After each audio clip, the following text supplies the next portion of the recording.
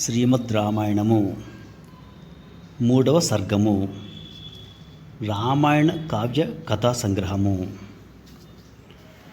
ధర్మాత్ముడైన వాల్మీకి ముని ఇదివరలో నారద మహర్షి వలన ధర్మసహితమైన రామకథను విని ఉండెను. మహానుభావుడైన శ్రీరామచంద్రుని వృత్తాంతములో ఇంకనూ విశేషాంశములు ఏవైనను కలవేమో అని ఆలోచింపసాగెను. ఆ మునీశ్వరుడు తూర్పు వైపు కొనలు గల దర్భలపై కూర్చొని విద్యుక్తముగా ఆచమనము చేసి భగవంతుని స్మరించుచు నమస్కరించెను. పిదప తన తపశ్శక్తిచే అనగా దివ్య దృష్టితో రామకథా రీతిని గూర్చి ఆలోచన చేయసాగెను. సీత రామలక్ష్మణులు, దశరథ మహారాజు, అతని భార్యలు, ఆయన రాజ్య ప్రజలు, రాజ్యము మొదలగు వాని గూర్చియు, వారి ప్రసన్న దర్హాసములు, మధుర సంభాషణములు, గంభీర గమనములు, కార్యకలాపములు మున్నగు వాటిని గూర్చియు బ్రహ్మ వరప్రభావము చేత యోగ దృష్టితో యథాతథముగా కన్నుల గట్టినట్లు ఆ మునికి విదితమాయెను. సత్యసంధుడైన శ్రీరాముడు సీత లక్ష్మణులతో కూడి దండకారణ్యములకు వెళ్ళుట, జరిగిన సంఘటనలను అన్నింటినీ ఆ తపస్వి దర్శించెను. అంతటా ధర్మాత్ముడైన వాల్మీకి యోగశక్తి ప్రభావమున రామాయణ సంఘటనలన్నీ ఆమూలాగ్రముగా కరతలామలకములు అయ్యెను, అనగా విసితమాయెను. శ్రీరాముని గుణములను యోగ దృష్టితో దర్శించి సంతోషమున వెలుగొందుచున్న వాల్మీకి మిక్కిలి మనోహరుడైన శ్రీరాముని యొక్క చరిత్రమును రచించుటకు పూనుకొనెను. శంఖములు, ముత్యపు చెప్పలు మొదలగు సాధారణ వస్తువులు కలిగి ఉన్నను సముద్రము ముఖ్యముగా రత్నాకరమే అయినట్లు రామాయణము కామార్థ గుణములను అప్రధానముగా కలిగి ఉన్నను ప్రధానముగా ధర్మ మోక్షములనే ప్రతిపాదించును. ఇంకను అది వీణులకు విందొనర్చున్నది, మనస్సునకు ఆనందమును కూర్చున్నది. వేదసార సంగ్రహము. నారద మహర్షి ఇదివరలో చెప్పిన రీతిగా పరమ పూజ్యుడైన వాల్మీకి రఘువంశమున అవతరించిన శ్రీరాముని యొక్క చరిత్రను రచించెను. దశరథుని తపఫలముగా శ్రీ మహావిష్ణువు రఘువంశమున శ్రీరాముడిగా అవతరించుట, తాటకాది రాక్షసులను వధింపగల ఆయన పరాక్రమము, అందరికీ అనుకూలముగా ఉండు సత్ప్రవర్తన, అందరి ప్రేమలను చూరగొనుట, ఇతరుల అపరాధములను మన్నించుట, ఎల్లరను అనుగ్రహించు లక్షణము, సత్య స్వభావము మొదలగు విషయములను ఈ కావ్యమున ముని వర్ణించెను. శ్రీరామగాథకు అనుగుణములైన తదితరములైన విచిత్ర కథలను రామలక్ష్మణులు విశ్వామిత్రుని వెంట వెళ్ళి యాగ సంరక్షణ చేయుట, రాఘవుడు శివధనుర్భంగము కావించుట, జానకి, ఊర్మిళ, మాండవి, శృతకీర్తులతో జరిగిన రామ లక్ష్మణ భరత శత్రుఘ్నుల వివాహములను, శ్రీరామ పరశురాముల సంవాదమును, అట్లే శ్రీరాముని ఉదాత్త గుణములను కవి వర్ణించెను. రామునకు యువరాజ పట్టాభిషేక ప్రయత్నములను, కైకేయి పన్నాగము వలన పట్టాభిషేకమునకు విఘ్నం ఏర్పడుటను, శ్రీరాముడు సీతా లక్ష్మణులతో కూడి వనవాసమునకు బయలుదేరుటను, దశరథుడు పుత్ర శోక విహ్వలుడై స్వర్గస్థుడగుటను మహర్షి వివరించెను.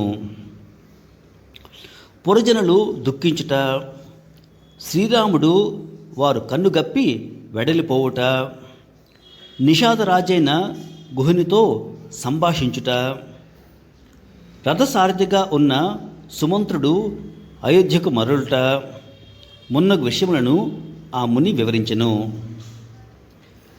సీతారామ లక్ష్మణులు గంగానదిని దాటుట, వారు భరద్వాజ మహామునిని దర్శించుట, ఆయన అనుజ్ఞతో చిత్రకూటమునకు చేరుట, వాస్తు శాస్త్ర ప్రకారము అచట పర్ణశాలను నిర్మించుట, అందు వసించుట, భరతుడు వశిష్ఠాదులతో కూడి శ్రీరాముని దర్శించుట, ప్రసన్నుని చేసుకొనుట, శ్రీరాముడు స్వర్గస్థుడైన తండ్రికి తర్పణములను అర్పించుట, భరతుడు శ్రీరాముని పాదుకలను తీసుకుని వచ్చి వాటికి పట్టాభిషేకమనర్చుట, పిమ్మట అతడు నందిగ్రామమున నివసించుట మొదలగు ఘట్టములను ముని వివరించెను.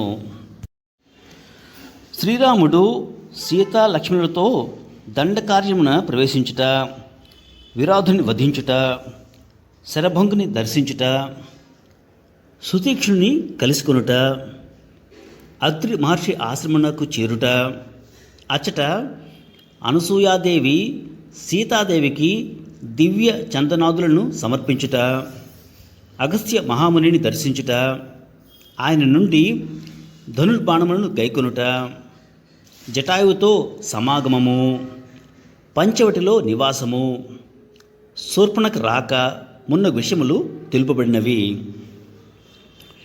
శూర్పణఖతో సంవాదము, ఆమె ముక్కు చెవులను ఖండించుట, రాముడు ఖరదోషణ త్రిశూరులను సంహరించుట, రావణుడు మారీచునితో కూడి పంచవటికి చేరుట, శ్రీరామునిచే మారీచ సంహారము, రావణునిచే సీతాపహరణము, శ్రీరాముడు సీతాదేవికే విలపించుట, జటాయు మరణము మొదలగు అంశములు తెలుపబడినవి.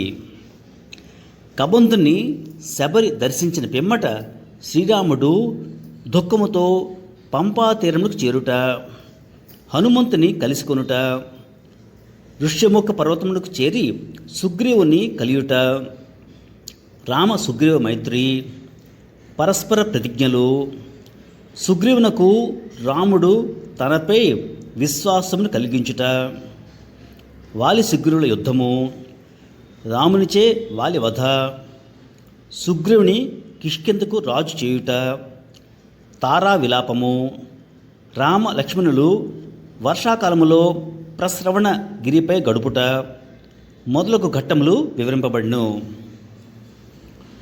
సుగ్రీవుని ఉపేక్షకు శ్రీరాముడు కుపితుడగుట, సేనల సమీకరణము, సుగ్రీవుడు నలుదిక్కులకును వానయోధులను పంపుచు వారికి భౌగోళికాంశములు తెలుపుట, శ్రీరాముడు హనుమంతునకు అంగుళీకమును ఇచ్చుట, జాంబోదాదులు స్వయంప్రభును దర్శించుట, ప్రాయోపవేశములకు సిద్ధపడిన అంగదాదులు సంపాతిని దర్శించుట మనుగ అంశములు వర్ణితములు. మహేంద్రగిరి నుండి హనుమంతుని సముద్ర లంఘనము, సముద్రుని ప్రేరణతో మైనాకుని ఆతిథ్య ప్రయత్నము, సురసను జయించుట, సింహికను వధించుట, లంకామలయ పర్వతముల దర్శనము, రాత్రియందు మారుతి లంకలో ప్రవేశించి ఒంటరిగా ఆలోచించుట, పానభూమిని అంతఃపురమును గాలించుట, రావణుని దర్శించుట, పుష్పకమును పరిశీలించుట మున్నగు ఘట్టములు వక్కాణింపబడినవి. మారుతి అశోకవనమునకు చేరుట, రావణుడు సీతను భయపెట్టుట, హనుమంతుడు సీతమ్మను దర్శించుట, ఆమెకు అంగుళీకమును సమర్పించుట, ఆమెతో సంభాషించుట, రాక్షస స్త్రీలు సీతాదేవిని భయపెట్టుట, త్రిజట స్వప్న వృత్తాంతము, సీతాదేవి చూడామణిని హనుమంతునికి ఇచ్చుట, మారుతి అశోకవనమును ధ్వంసమనుచుట అను విషయములు వర్ణితములు. హనుమంతునకు భయపడి రాక్షస స్త్రీలు పారిపోవుట, కింకర నామ రాక్షసులను తదితర రాక్షస యోధులను మారుతి మట్టుపెట్టుట, బ్రహ్మాస్త్రముచే బంధితుడైన వాయుసుతుడు రావణ సభకు చేరుట, లంకను కాల్చుట, సముద్రంపై తిరుగు ప్రయాణము, వానరులచే మధుభక్షణము, ఆంజనేయుడు రాముని ఓదార్చుట, చూడామణిని సమర్పించుట మొదలగు అంశములు తెలుపబడినవి. శ్రీరాముడు సైన్యములతో సముద్ర తీరములకు చేరుట, నలుడు సముద్రముపై సేతును నిర్మించుట, సముద్రమును దాటి రాత్రివేళ లంకను ముట్టడించుట, విభీషణ శరణాగతి, రాక్షస యోధులను వధించు ఉపాయములను విభీషణుడు శ్రీరామునికి తెలుపుట, కుంభకర్ణ మేఘనాదుల సంహారము మొన్నగు విషయములు వర్ణితములు. శ్రీరాముడు రావణుని పరిమార్చుట, సీతాదేవిని చెరదీయుట, విభీషణుని లంకాధిపతిని కావించి పుష్పకమును అధిరోహించుట, విమానంపై అయోధ్యకు బయలుదేరుట, భరతుని కలియుట, శ్రీరాముడు రాజ్యాభిషేకం జరుగుట, వానర సైన్యములను వారి వారి ప్రదేశములకు పంపివేయుట, ప్రజానురంజకముగా శ్రీరాముని పరిపాలనము మున్నగు ఘట్టములు వర్ణింపబడినవి. ఇంతవరకును గల రామాయణ కావ్య విశేషములన్నీ 6 కాండములుగా వాల్మీకి మునిచే రచింపబడినవి. సీతా పరిత్యాగమును తదనంతర ఘట్టములను పూజ్యుడైన వాల్మీకి మహర్షి ఉత్తరకాండమును వివరించెను.